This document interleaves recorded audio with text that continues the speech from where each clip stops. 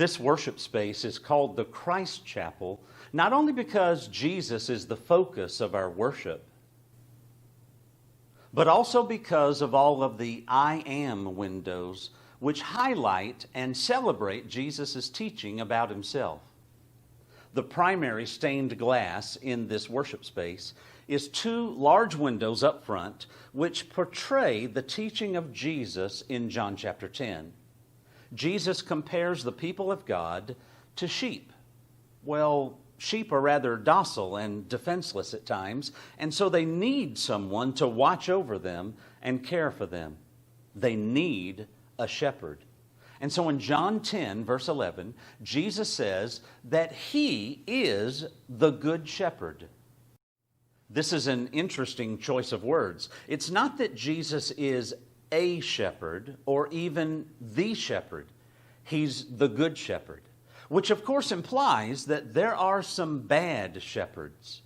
And that's exactly what the people of God have had to deal with at times. For example, in the book of Ezekiel, chapter 34, God speaks through the prophet and says, I am against the shepherds, and I will hold them accountable for my flock.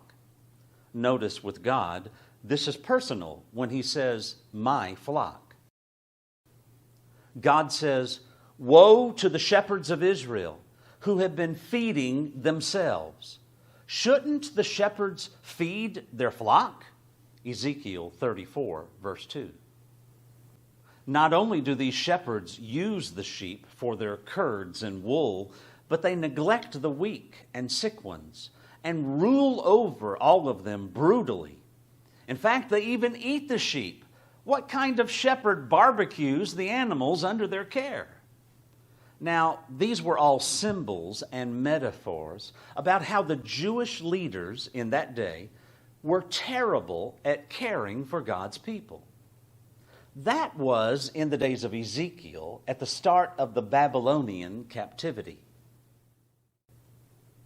But hundreds of years later, in the days of Jesus, the shepherds of Israel were not very different.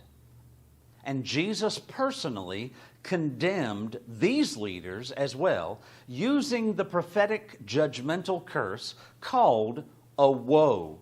In Matthew 23, 7 times Jesus says, woe to you, teachers of the law and Pharisees, you hypocrites. Yes, friends, there have always been those terrible leaders who abuse the flock of God. But Jesus is different. He's the good shepherd. And the main reason is because he lays down his life for the sheep.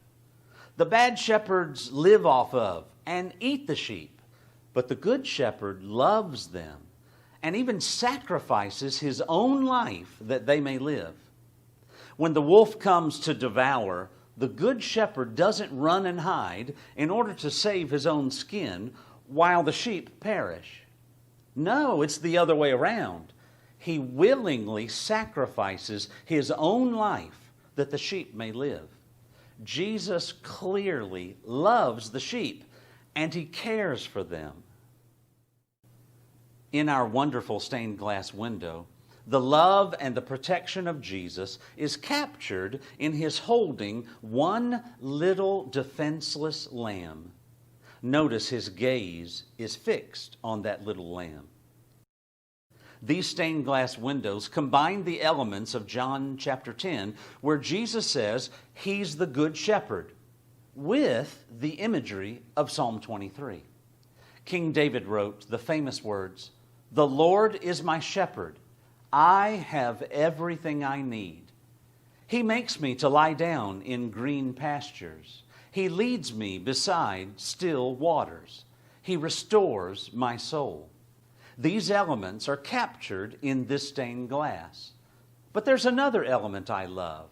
Notice that the sheep sort of surround Jesus, and one or two are actually looking at him. This reminds me of the powerful words of Jesus in John chapter 10, where he says this, "I am the good shepherd. I know my sheep, and my sheep know me, just as the Father knows me, and I know the Father." Now, friends, Can you really say that? I think most of us can agree that Jesus knows us. But how about the other way around? Do you know Jesus? I mean, Jesus said, "My sheep know my voice." Do you know His voice? Have you ever experienced the Lord speaking to you? It might be through reading the Word of God, the Bible, and in reading those words, you sense Jesus speaking to you. Or maybe just while living your life, have you ever sensed the Lord prompting you to do something? Like call this person, or pray for that person, or volunteer for a ministry at the church. If you've never experienced that, ever in your whole life, then why not? Jesus said in John chapter 10, verse 14, "I know my sheep, and my sheep know me." And in verse 3, the sheep know the voice of the shepherd.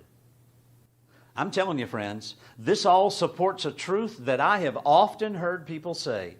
They describe having a personal relationship with Jesus Christ. It's one thing to believe in Jesus abstractly. He's sort of out there. It's quite another thing to enter into a relationship with Him. Songwriter Austin Miles was exactly right about the wonderful privilege of every believer when he wrote about Jesus, "And He walks with me, and He talks with me, and He tells me I am His own. And the joy we share as we tarry there, none other could ever know." True fellowship with the King of the universe is the honor and the privilege of every believer. This is Pastor Ronnie Bearden. See you next time inside the stained glass.